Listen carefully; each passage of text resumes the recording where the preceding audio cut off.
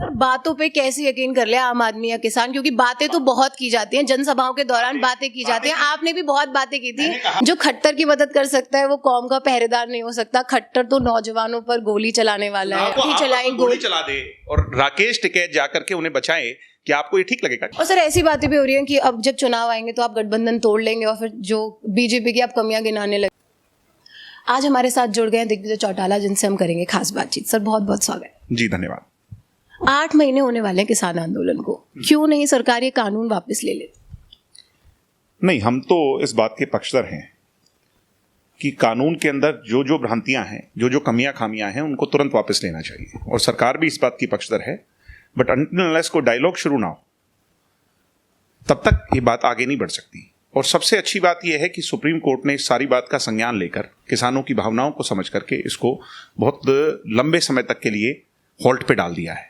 मैं ये समझता हूं कि ये जो समय सुप्रीम कोर्ट ने दिया है, ये सोच समझ करके दिया है कि ये दोनों पक्ष, क्योंकि देखो सरकार में बैठे लोगों को भी किसानों की जरूरत है, क्योंकि वो किसानों के नुमाइंदे हैं। ये देश कृषि प्रधान देश है, और ऐसे समय पर उन लोगों की भावनाओं की कदर वो भी चाहते हैं, किसान भी चाहते हैं कि हमारी बात की सुनवाई हो, मगर सिर्फ एक डायलॉग की जरूरत है। और वो डेड ब्लॉक खत्म कैसे हो, कब हो, ये दोनों पक्ष तय करेंगे। मैं उम्मीद करता हूं कि सत्ता पक्ष में बैठे लोग, एनडीए सरकार में बैठे लोग, जो कृषि मंत्री देश के हैं और जो अन्य महत्वपूर्ण लोग हैं, वो इस डायलॉग को शुरू कर बातचीत को आगे बढ़ाएं। आप खुद किसान हैं, आप क्यों नहीं जाकर उनके बीच में समझाते हैं, उनको कोशिश करते हैं? 8 महीने हो गए हैं कि ठीक है, आप उन्हें समझाइए कि क्या कानून में ठीक है, क्या गलत है, क्योंकि उनको अभी शायद समझ ही नहीं आएगा। नहीं, ऐसा देखो कि बहुत सारे लोग बहुत सारे तरह तरह की भ्रांतियां फैला रहे हैं, मगर अल्टीमेटली क्या होता है कि लीडर लीड करता है। किसी भी एजिटेशन को, किसी भी मूवमेंट को, किसी भी पॉलिटिकल पार्टी को, किसी भी ऑर्गेनाइजेशन को एक व्यक्ति पर विश्वास भरोसा देकर के उसको आगे रखते हैं और उसके पीछे लोग जुट जाते हैं। इस किसान एजिटेशन के अंदर भी बहुत सारी ऑर्गेनाइजेशंस के लोगों को संयुक्त किसान मोर्चा के तौर पर लोगों ने आगे कर दिया कि ये समझें, ये जानें, ये हमारे नुमाइंदे हैं, ये हमारा भला करेंगे, अच्छा करेंगे, और बुरी चीजों को हमारे लिए जो है उसमें से वो हटवाएंगे। तो मैं ये मान करके चलता हूं कि आज आवश्यकता है कि वो इतने रिजिड ना हो। सरकार का आज भी मैं पार्लियामेंट में बयान सुन रहा था नरेंद्र तोमर जी का, उनने कहा है कि हम संवेदनशीलता से, हम बड़े उनकी भावनाओं की कदर करते हुए इनको खुला निमंत्रण दे रहे हैं कि फिर आओ, हम फिर एक दौर की बातचीत शुरू करें। जरूरी नहीं कि एक बातचीत में ही सारी चीजों का हल निकल जाए, मगर क्योंकि पार्लियामेंट चल रही है, अब सरकार पर भी हर तरह की बात सरकार तक पहुंच रही है, प्रधानमंत्री जी भी यहां पर हैं, सब लोग यहीं पर हैं, तो इस चीज का समाधान निकल सकता है। This is the best time. आपको ये कानून आपको अच्छे लगते हैं? ऐसा है कि कानूनों में कोई गड़बड़, कानून में भ्रांतियां हैं, कमियां हैं, उन्हीं को, उन सारी कमियों को केंद्र की सरकार भी मानती है। केंद्र की सरकार कहती है कि हम इन सभी चीजों को एलिमिनेट कर करके, इनसे अगर किन्हीं बातों की कोई शंकाएं पैदा हुई हैं, उन सारी चीजों को एलिमिनेट कर करके हम जो अच्छी चीजें हैं वो किसानों के लिए रखना चाहते हैं। और उसमें कैसी अच्छी चीजें, थोड़ा सा नहीं, अब उसमें मैं उसमें नहीं जाऊंगा, मगर किसानों को फ्री ट्रेड मिल रहा है और बहुत सारी बातें। मैं अगर पॉइंट टू पॉइंट जाऊंगा तो आपके कैमरे की रील खत्म हो जाए और कोई दिक्कत नहीं है सर। आज मैं चाहती हूँ कि मेरे कहने का तात्पर्य ऑन अ ब्रॉडर प्रोस्पेक्ट ये है कि एक थाली है जिसमें बहुत सारी सब्जियां हैं, कुछ अच्छी हैं, कुछ पर शक है कि ये आने वाली पीढ़ियों के लिए, हमारे लिए घातक हो सकती हैं। सरकार इस बात की पक्षधर है कि उन कटोरियों को बाहर निकाल करके जो अच्छी सब्जियां हैं या जो किसानों के पक्ष की चीजें हैं उनको रख करके एक मजबूत कानून, क्योंकि जो कोई जब परोस रहे थे तब इस बात पे ध्यान नहीं दिया गया कि सब्जियां खराब हो सकती हैं। Is perfect. ये तो हम इंसान हैं, इंसान से हर तरह की चीजें होती हैं। क्या पता वो हरियाणा के लिए अच्छी हो, यूपी के लिए अच्छी ना हो, क्या पता किसी और प्रांत के लिए अच्छी हो। अल्टीमेटली कंक्लूसिव एंड ये है कि सरकार को तो सबको साथ लेकर के चलना है। सरकार एक प्रदेश की नहीं, सारे देश की सरकार है। जो कोई नहीं कर पाया, कृषि कानून बदलाव के कानून के तौर पर सरकार की ठीक नीयत से आए हैं, मगर मेरा कहने का मतलब ये है कि उसमें से फिर भी जो शंकाएं हैं उनको दूर किया जाए।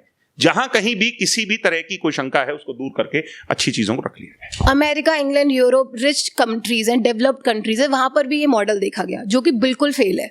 अब इंडिया में ये फेल नहीं होगा, इस बात की क्या? ये किसने कह दिया कि कौन सी चीजें कहां फेल है? कोई मॉडल हमें कोई ये देखो, पता है मैं फेल सर है, मैंने पढ़ा ऐसा, इसलिए मैं ये सवाल कर। नहीं नहीं नहीं नहीं नहीं, ये आपकी बात देखिए, अमेरिका, इंग्लैंड, वहां पे क्या सिस्टम है?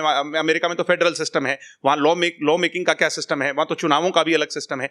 आप इन चीजों पे मत जाइए कोई भी। सर इस चीज पे इसलिए गए क्योंकि किसानों को डर है कि अगर मोनोपोली आ गई। बड़ी स्पष्टता से कहता हूं, अमेरिका के अंदर क्या 1 एकड़ का 2 एकड़ का किसान मिल जाएगा आपको? नहीं मिलेगा। वहां तो हजारों के एकड़ के किसान है। किसान का तो किसानों को उन किसानों से कंपेयर नहीं कर सकते। मैं फिर कहता हूं, किसान तो किसान है, चाहे वो अमेरिका का हो चाहे इंडिया का हो, किसान तो किसान है। मेरा सवाल सर एक बार सुन लीजिए बस। इकोनॉमी है, हमारी इकोनॉमी सोशलिस्ट है। सोशलिस्ट इकोनॉमी के हिसाब से केंद्र की सरकार ने जो कानून बनाए हैं, जो लोगों को, किसानों को सोच समझ करके बनाए हैं, मैं फिर कहता हूं कि आज समय है, जो अच्छी चीजें हैं उन्हें रख लेना चाहिए और जो भ्रांतियां हैं उन्हें दूर कर देना। एमएसपी से क्या डर है? मतलब एमएसपी की बात कर रहे हैं, किसान चाहिए, उनको नहीं मिल रहा है एमएसपी, नहीं मिलेगा जब ये कानून आ जाएगा, तो लिखित में क्यों नहीं दे देती सरकार की एमएसपी मिलेगा? एमएसपी कहाँ नहीं मिल रहा?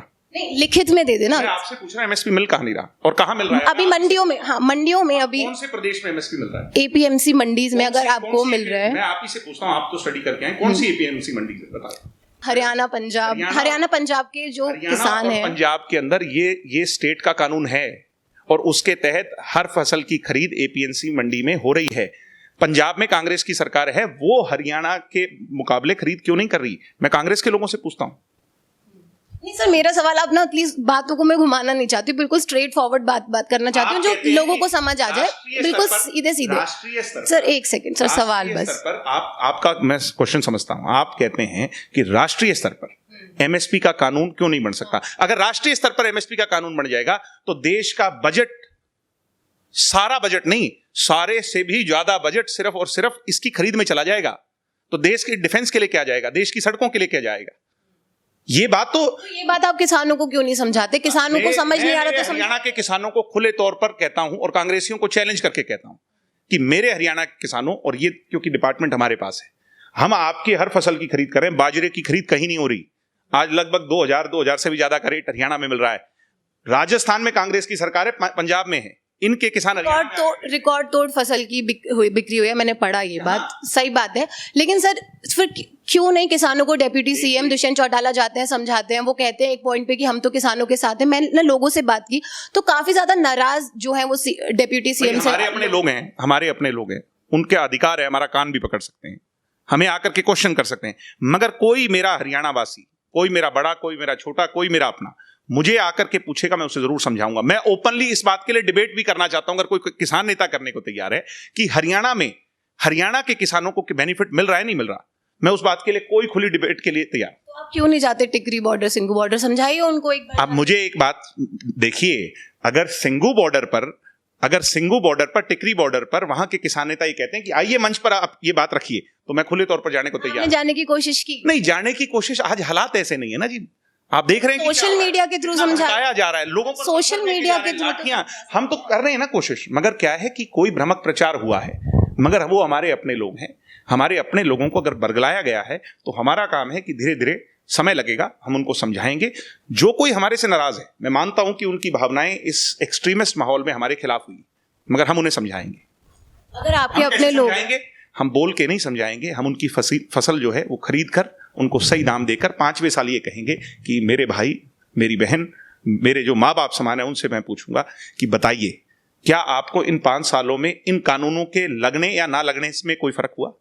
तो कानून फिर आए क्यों जब कानून के लगने या ना लगने से फर्क ही नहीं? स्टेट्स ऐसे हैं जहां पर इन कानूनों के लगने से, चाहे कोई फल सब्जियां हैं और चीजें हैं, उनमें बहुत बड़ा बेनिफिट किसानों को होगा। उसके लिए मोदी जी की सरकार की एक सकारात्मक सोच है। हरियाणा के किसान को मैं बड़े अश्योर करता हूं आपके चैनल के माध्यम से कि इन कानूनों से पहले और इन कानूनों के बाद कोई लंबा चौड़ा फर्क नहीं होगा। आप रेस्ट अश्योर रहिए। सर आपने कहा आपके अपने लोग हैं, अगर मंडियां जाएंगी, अगर एमएसपी खत्म होगी, तो दुष्यंत चौटाला, हम सब लोग सरकार में बैठने के हकदार नहीं होंगे, 1 मिनट पर इस्तीफा देकर के आएंगे। सर बातों पे कैसे यकीन कर ले आम आदमी या किसान? क्योंकि बातें तो बहुत की जाती हैं, जनसभाओं के दौरान बातें की जाती हैं। आपने भी बहुत बातें की थी। आपने कहा था, मैंने मैडम कहा कि बातें नहीं, काम पर जाओ। इस एजुटेशन शुरू होने के बाद 2 फसल की खरीद हो गई। 2 फसल में कोई कमी रही हो तो बताओ। जब तक हम बैठे हैं, चौधरी देवीलाल का पड़पोता दुष्यंत चौटाला जब तक सत्ता का हिस्सेदार बनकर के बैठा है, तब तक किसानों को इस बात के लिए हम रेस्ट एश्योर करते हैं कि हम कोई कमी नहीं आने देंगे। तो जब आपके निवास स्थान का जब किसानों ने घेराव किया 6 अक्टूबर को, तो उन्होंने आपने उन पर वाटर कैनन और आंसू गैस के गोले उन पे किए गए, लेकिन आए तो वो आपके निवास स्थान का घेराव थे ना, तो क्यों ऐसे? आपसे नहीं, हमने बिल्कुल ऐसे स्वागत नहीं किया। होली का त्योहार था, होली के त्योहार के दिन जो राम का दिन हमारे हरियाणा के कल्चर में मनाते हैं, उस दिन सब लोग हमारे घर पर आते हैं। तो इस हिसाब के शराब पीकर गुंडा तत्व जो है वो आए, उन्होंने वो सारा टेंट उखाड़ने की कोशिश की, वहां लोगों को गंदी गालियां दी, शराब की बोतलें फेंक करके मारी, जिसको पुलिस ने कंट्रोल करने के लिए एक एक्शन लिया। उसके बाद हालात को देख करके कि कल को कुछ इस तरह के लोग घर में घुस करके जो फैमिली मेंबर्स हैं और उनके साथ कोई किस तरह व्यवहार ना कर दें, इसकी आड़ में तो पुलिस ने प्रोटेक्टिव मेजर लिए। मैं इस बात का पक्षधर हूं कि जो हुआ कुरुक्षेत्र में, जो लाठीचार्ज, मैं तो सबसे पहले माफी मांग के आया था। कुरुक्षेत्र में जब बुजुर्गों पर लाठी पड़ी, अगर वो लाठियां नहीं चलती तो ये एजिटेशन कभी जो है ना इस हद तक नहीं जाता। और सर मैं कल सिरसा से आ रही हूँ, मैं कल सिरसा में थी, मैंने देखा कि आपके निवास स्थान पे बैरिकेडिंग करी हुई है। ओके, तो सर लेकिन वहाँ के जो लोगों को नुकसान हो रहा है, मैंने देखा दुकानें भी हैं, लोग चलते फिरते भी हैं, दुकानें भी हैं, उनको तो नुकसान हो रहा है ना उस वजह। तो टिकरी बॉर्डर की दुकानों को भी हो रहा है, सिंघू बॉर्डर की दुकानों को भी हो रहा है। आप दुष्यंत चौटाला के निवास स्थान पे क्यों जा रहे हैं?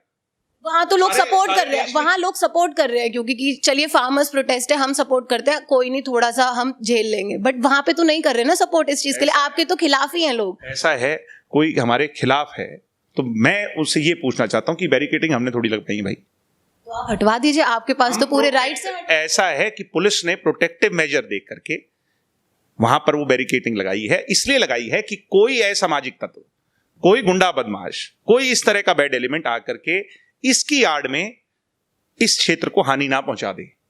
क्या वो भी करना गलत है क्या? तो सर लेकिन मेरा सवाल है लोगों के, मैं कुछ नहीं चाह रही, लोगों के सवाल ये है कि वहाँ के जो लोगों को परेशानी हो रही है, मतलब मैंने गई देखा तो हो तो रही है परेशानी। लोगों को कह रहा हूँ कि क्या आप ये चाहते हो क्या कि गुंडा बदमाश हमारे घरों में आकर के बदसलूकियां करे? सर आपके अगर घर के आगे इतनी ज्यादा सिक्योरिटी टाइट हो जाए, हुई नहीं क्या?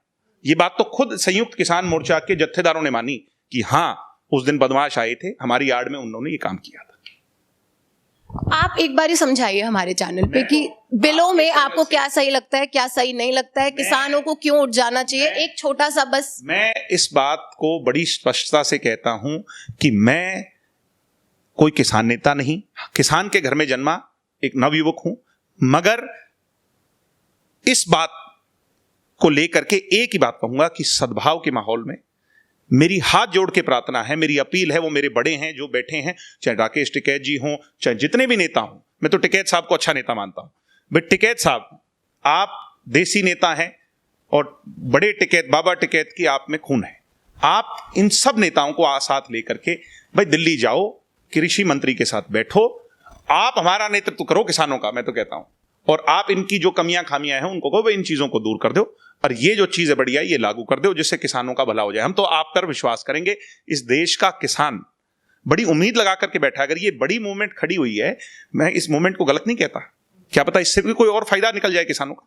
क्या लोग तो इस किसान नेता कह रहे हैं कि यहाँ पे तो अलगाववादी बैठे हैं और खालिस्तानी बैठे हैं, वो नेता क्यों कह रहे हैं? भाई मेरी बात सुनो, अगर उस वही तो मैं कह रहा हूं कि उस भीड़ में बैड एलिमेंट भी बैठे हैं, उस बैड एलिमेंट कहीं वो उस एजिटेशन को बदनाम ना कर दे। और बीच में बहुत सारे ऐसे प्रयास हुए कि उन बैड एलिमेंट्स ने इस तरह का माहौल पैदा करने की कोशिश की। मैं फिर भी कहता हूं ये हरियाणा हमारा हरियाणा है, ये देश हमारा है, किसान हमारे हैं। कहीं कुछ हुआ, कहीं किसी को पीड़ा हुई, तकलीफ हुई, इस लंबे समय में इतने लोगों को अपनी जान गंवानी पड़ी, तो ये जो है ना ये बहुत दुखदाई है, हमें इस बात की पीड़ा है।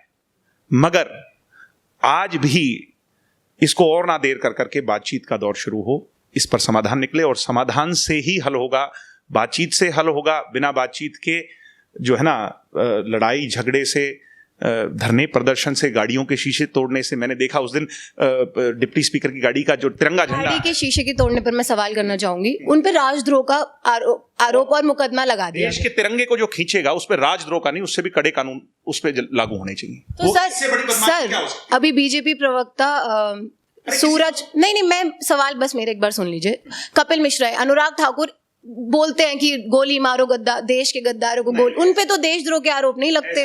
नहीं, राजद्रोह के मुकदमे नहीं चलते। ऐसा है, अगर ऐसी कोई बात है, अगर कहीं भी कुछ ऐसा, तो जिस पर भी जिसने भी कहा उस पर कानूनी कार्रवाई तो होनी चाहिए। मैंने ऐसी कोई बात नहीं सुनी। कानून क्यों डिफरेंस है सर? देखिए, मैं पढ़ के आई हूँ तो थोड़ा सा मुझे इतना पता है। मैं बस ये कहना चाहती हूँ, क्यों इतना ज्यादा डिफरेंशिएट किया जा रहा है? किसानों ने गाड़ी के शीशे तोड़े, उन पे राजद्रोह का आरोप लग गया। भाई मुझे तो पता है उन्होंने उसमें था कि यहाँ पर ये लोग आ नहीं सकते, वो तो खिलाफ। ये सबका जो है ना वो है फंडामेंटल अधिकार है भाई।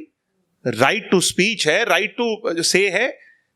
मतलब बाबा साहब भीमराव अंबेडकर के दिए हुए अधिकारों को भी ये गुंडे छीन लेंगे क्या, जो शीशे तोड़ेंगे? नहीं हो सकता ये। तो फिर कल तो सिरसा में इतनी बड़ी धरना प्रदर्शन किया, राकेश टिकैत जी आए उनको छुड़वाने के लिए। मतलब वो तो साफ कह रहे हैं कि ये नहीं है। अगर कोई भी ऐसा कह रहा है शीशे तोड़ो, गोली चलाओ, लाठी मारो, नहीं कह रहे वो उनको बचाने, मतलब उनके लिए गए, बात की उन्होंने पुलिस। मैं हाथ जोड़ कर पूछ रहा हूं कि टिकैत साहब, हम आपका बहुत आदर करते हैं, आप गुंडे बदमाशों को क्यों बचा रहे हो? मैं पूछता हूं, ये मेरा सवाल आप टिकैत साहब से पूछें। मैं तो हर जगह उनको बहुत हाई रिगार्ड, जिन पे राजद्रोह के आरोप लगे हैं वो गुंडे हैं। मैं राकेश टिकैत जी को सबसे ज्यादा हाई रिगार्ड देता हूं। मैं आज उनसे पूछता हूं कि जिन्होंने शीशे तोड़े, लाठियां चलाई, उनको बचाने के लिए क्या किसी का भी जाना ठीक है क्या? इसका मतलब तो आज लाठियां चले, कल गोलियां चले, फिर भी कोई चला जाएगा बचाने? उन्होंने लाठी चलाई, गोली चला दे और राकेश टिकैत जाकर के उन्हें बचाए, क्या आपको ये ठीक लगेगा? वो तो बिल्कुल गलत है सर। मैं तो इस चीज को भी अप्रिशिएट नहीं करती कि गोली जो लाठी चली और शीशे तोड़े, वो चीज अच्छी नहीं है। लेकिन मैं डिफरेंशिएट की बात कर रही हूँ। मेरा सवाल यहाँ पर ये है कि जब कोई नेता, हमारे केंद्रीय मंत्री अनुराग ठाकुर बोलते हैं कि देश के गद्दारों को गोली मारो, सालों को ऐसे नारे लगाते हैं, पता किस कंटेक्स्ट में और किसको कहा है? जब सीए एनआरसी का प्रोटेस्ट चल रहा था दिल्ली में, तब उन्होंने कहा। किसके कंटेक्स्ट में किसको कहा है? कोई ऐसी बात मैंने तो सुनी नहीं। आपने सुनी हो तो बात अलग। मैं आपको वीडियो दिखा नहीं, आपने बिल्कुल, आप मुझे वीडियो दिखाएं। मैंने ऐसी कोई बात नहीं सुनी, और ना किस चीज के कॉन्टेक्स्ट में कहा है। हाँ, हो सकता है कि कोई कश्मीर में किसी आतंकवादी के लिए कहा। जब मैं बता रही हूँ सर, एनआरसी सीए के प्रोटेस्ट चल रहे थे, तब ये प्रोटेस्ट के अंदर तो वहां पर तो किस किस तरह के लोग थे आप भी जानते हैं सर। मैं अच्छे से जानती। हाँ, तो वो जिस तरह के लोग थे, और वो जो किस तरह के लोग थे सर, वो लोग प्रोटेस्ट कर रहे थे सीए जेएनयू में, किस तरह के लोग थे। हम तो खुद जो है ना स्टूडेंट ऑर्गेनाइजेशन के होते हुए हमने तो बहुत संघर्ष किया ऐसे देश के गद्दारों के खिलाफ। तो कोई उनने किस कंटेक्स्ट में कही है, मगर किसान देश के जिम्मेवार पॉलिटिशियन की गाड़ी पर पत्थर फेंके उस किसान के रूप में, तो वो ठीक नहीं है। तो राजद्रोह का आरोप लगना सही है भाई? देश के तिरंगे झंडे को पकड़ के फाड़ दिया। राजद्रोह का जो है टैग, वो गलत जगह यूज नहीं कर रही सरकार, आपको नहीं लगता? उस गाड़ी का तिरंगा झंडा हाथ से पकड़ के फाड़ा कि नहीं फाड़ा? ऐसा मैंने वीडियो दिखा दूं आपको। मैं वीडियो दिखाऊंगा। जो भी वो व्यक्ति था, उसने उस जो गाड़ी का झंडा पकड़ करके फाड़ दिया। तो इससे बुरा क्या हो सकता है? और सर ऐसी बातें भी हो रही हैं कि अब जब चुनाव आएंगे तो आप गठबंधन तोड़ लेंगे और फिर जो बीजेपी की आप कमियां गिनाने लगेंगे, ऐसा भी? ये तो आपने जो है ना, इतना फोरकास्ट तो कोई भी नहीं करता। आप कहां से लेके ऐसा लोग बात कर रहे हैं? मैंने तो बस वही, मैं लोगों के सवाल पूछती हूँ, बस यही मेरा काम है। नहीं, इतना देखो कि हम भारतीय जनता पार्टी के साथ एक नेचुरल लाइंस में आए हैं, और वो इसलिए आए हैं कि आदरणीय मोदी जी और मेरे दादा चौधरी ओम प्रकाश चौटाला जी की भी बड़ी अच्छी दोस्ती रही फॉर द लॉन्गेस्ट टाइम। और उससे पहले अडवाणी जी की और अटल जी की चौधरी देवीलाल जी के साथ बड़ी अच्छी दोस्ती रही। लोकदल का नेचुरल लाइंस सदैव भारतीय जनता पार्टी के साथ हुआ हरियाणा में। आज उसका लोकदल का फॉर्म बन गया जननायक जनता पार्टी। हालात ऐसे बन गए कि हम कांग्रेस के साथ जाएं या बीजेपी के साथ जाएं। मैं आज आपके कैमरे पे कहता हूं, कांग्रेस के साथ तो हम 7 पीढ़ी भी नहीं जाएंगे। सर ऐसा आपकी मॉम ने कहा था कि हम बीजेपी के साथ तो गठबंधन कभी नहीं करेंगे, और आपने भी, आपके ना जनसभा सुन रही थी मैं, उसमें आपने भी कहा था, क्या कहा था, एक सेकंड, कि आपने कहा था खट्टर के एक सेकंड, आपने क्या कहा था? जो खट्टर की मदद कर सकता है वो कौम का पहरेदार नहीं हो सकता, खट्टर तो नौजवानों पर गोली चलाने वाला है। आपसे पहले किसने क्या क्या कहा था? लेकिन सर फिर आपने गठबंधन सरकार बनाई। उन बातों पर सरकार बनाने में कौन किस किस के साथ चला गया, वो लिस्ट तो बहुत लंबी है मैडम, वो तो खत्म ही नहीं हो सकती। कई बार चुनावी माहौल के अंदर कुछ बातें कही जा सकती हैं, मगर हम कांग्रेस के साथ नहीं गए, और मुझे इस बात पर गर्व है। सर लेकिन मेरा सवाल ये क्यों था, मैंने ये बात क्यों छेड़ी, उसके पीछे एक रीजन ये है कि फिर कैसे विश्वास कर ले आम लोग और किसान लोग, मतलब नेताओं की बातों पे, जब नेता अपनी जनसभाओं में कुछ भी बोलते हैं, वो 15 लाख वाली बात नरेंद्र मोदी जी ने, आपका मैं सुन रही थी, वो गए 2 करोड़ जॉब की बात नरेंद्र मोदी ने की, कहीं नहीं। अब तो बेरोजगार है। मैडम मैं एक साफ स्पष्ट बात बोलूं, हम 10 सीटें लेकर हरियाणा में आए, 10 सीटों के साथ हमने सरकार बनाई। जब दुष्यंत जी ने माननीय गृह मंत्री अमित शाह जी के यहां पर गठबंधन किया और इस बात को स्वीकारा कि हम आपके साथ जाएंगे, तो हमने 5 बातें रखी। उसके अंदर किसान की, उसके अंदर नौजवान की, उसके अंदर लेबर की, उसके अंदर हर वर्ग की, माताओं बहनों की। 5 में से 2 बातों को, लगभग 1 बात को हम पूरा कर चुके हैं।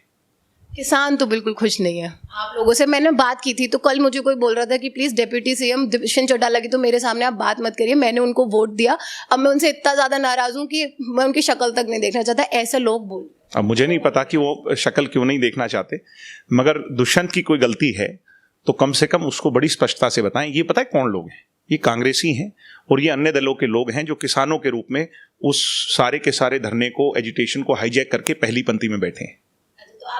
तो आप कह रहे हैं कि एजिटेशन जो चल रहा है उसमें किसान के साथ साथ के अंदर ये लोग जो धरने पे बैठे हैं ना मैडम, ये ही वो लोग होते हैं जो कांग्रेस की पहली पंक्ति के लोग होते हैं चुनाव के दौरान।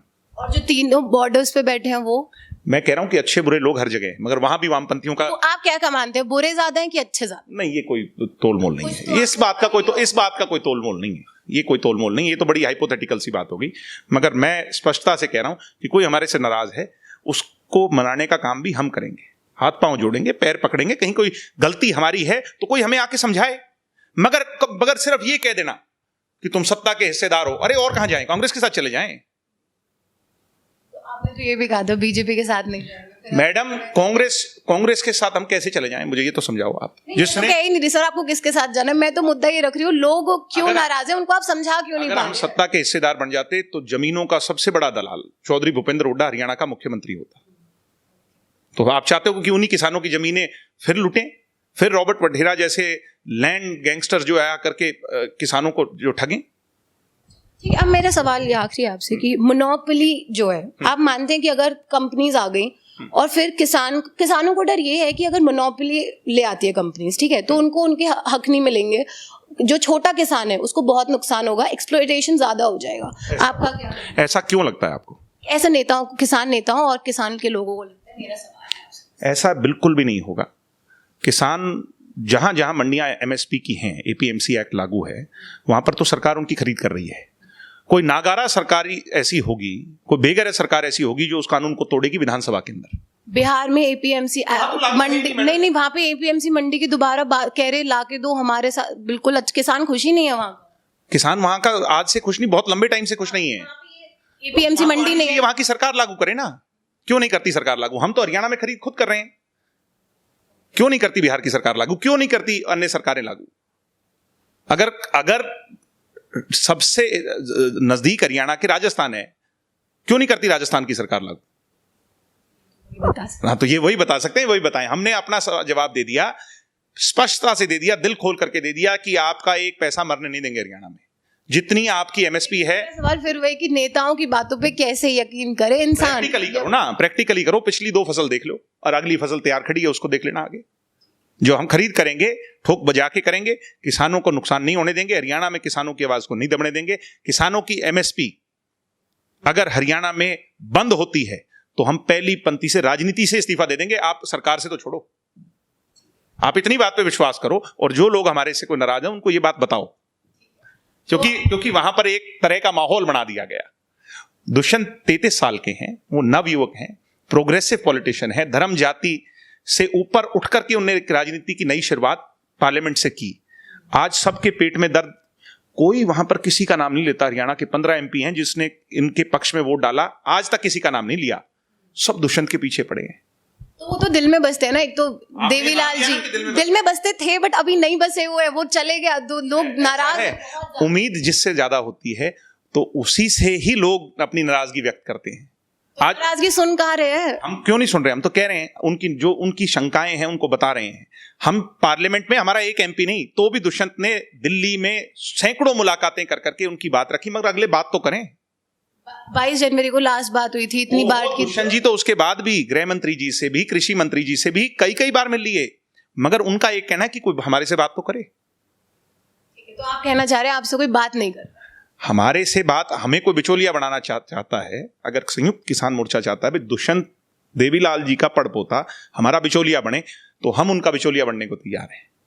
मगर वो तो हमें गालियां देते हैं सुबह से शाम तक। गाली देने का मौका कैसे आ गया? उन्होंने तो आपको जो सीट्स दिलाई, वोट दिए, वो यही सोच के दिए ना कि आप, हमें तो हरियाणा के लोगों ने दी, ये पंजाब के हरियाणा के लोगों की जो बात, पंजाब के जत्थेदार हमें गालियां देते हैं, इनने थोड़ी हमें वोट दिए हैं। अरे तो आप हरियाणा के लोगों को ही समझाइए। हरियाणा का हमारा सबसे बड़ा ध्रुव विरोधी जो चंदूनी है, उसको ये नेता मान के बैठे हैं। चंदूनी हमारे साथ कब हुआ? चंदूनी तो जो है ना, हमारा 4 पीढ़ी का ध्रुव विरोधी है। चडूनी और बात कर लेते हैं, और राकेश टिकैत जी, दोनों टिकैत जी को एक सॉफ्ट नेता, एक समझदार, सूझबूझ वाला, और एक जो है ना किसान का खानदानी घर है, वो कुछ करेगा तो ठीक करेगा, बुरा नहीं करेगा। मैं चाहता हूं कि वो बात करें, वो इसका नेतृत्व करें। के बाद तो उन्होंने सीधे बोल दिया हमें तीनों बिल रद्द चाहिए। देखो, मैंने आपको एक फॉर्मूला सुझाया है कि सिर्फ और सिर्फ एडमेंट रिजिड होकर के किसी बात का हल नहीं होगा। हल होगा जब बातचीत होगी। क्या पता तीनों कानून ही रद्द हो जाएं, हालात ऐसे पैदा हो जाए, मगर ये लट के जोर पे नहीं होंगे। 2024 तक बोल रहे राकेश टिकैत जी, उनका इंटरव्यू लिया था अभी मैंने रिसेंटली, वो बोल रहे 2024 तक हम बैठे रहेंगे। जो नहीं, ऐसा नहीं, ऐसे 2024 तक तो बैठने की नौबत नहीं आएगी और ऐसे हालात नहीं बनेंगे। ये बात कैसे हालात बनते हुए देखते हैं? मैं हालात ये बनते हुए देखता हूं कि पार्लियामेंट का दौर शुरू हुआ, मॉनसून सत्र है, ये मोस्ट घिराव करने की बात भी की है पार्लियामेंट। नहीं, वो उनका अधिकार है, वो घिराव करने जाए, वो उनका अधिकार है, मगर जो है ना एक उसमें रह करके, एक एथिकल उसमें रहकर, माहौल में रह करके, हमारी मर्यादा में रह करके, कि वहां पर कोई सद्भाव रहे। पार्लियामेंट के अंदर डिबेट होगी। पार्लियामेंट क्यों होती है? क्योंकि देश के सभी चुने हुए नुमाइंदे एक जगह पे एकत्रित हों, देश की अच्छी उसके में फैसला लें।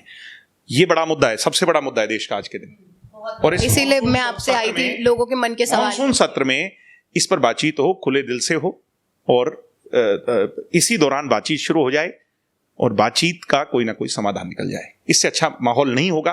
मेरी सभी से अपील है, दोनों पक्षों से अपील है हाथ जोड़ करके, कि हम भी दुखी हैं, अंदर से हमारी आत्मा जानती है कि हमारे अपने लोग आज किस माहौल में इस संघर्ष को लेकर के बैठे हैं। बस एक बात इतनी छिड़ गई, आप एक बार ही बता दीजिए, आपको ये बिल में सही लगते हैं या नहीं लगते हैं? मैं इस बात पर अगर आज आपकी इस टेप में बता दूंगा ना, तो बहुत सारी बातें हरियाणा में शुरू हो जाएंगी। इन बात पर मत जाइए। मैं ये कहता हूं कि मैं भी अपना नेता इन्हीं नेताओं को मान लेता हूं, किसानों को। ये जो किसान नेता हमारे बैठे हैं ना, मैं भी मानता हूं कि ये हमारे नेता हैं, मगर कम से कम बात तो करो। हमारे नेता ही नहीं बात करेंगे तो मैं किससे उम्मीद रखूंगा? धन्यवाद। तो ये थे हमारे साथ दिग्विजय चौटाला, जिन्होंने सवालों के जवाब दिए जो लोगों के मन में चल रहा है। अगर आपके मन में भी कोई सवाल है तो प्लीज कमेंट सेक्शन में हमें जरूर बताइए। धन्यवाद।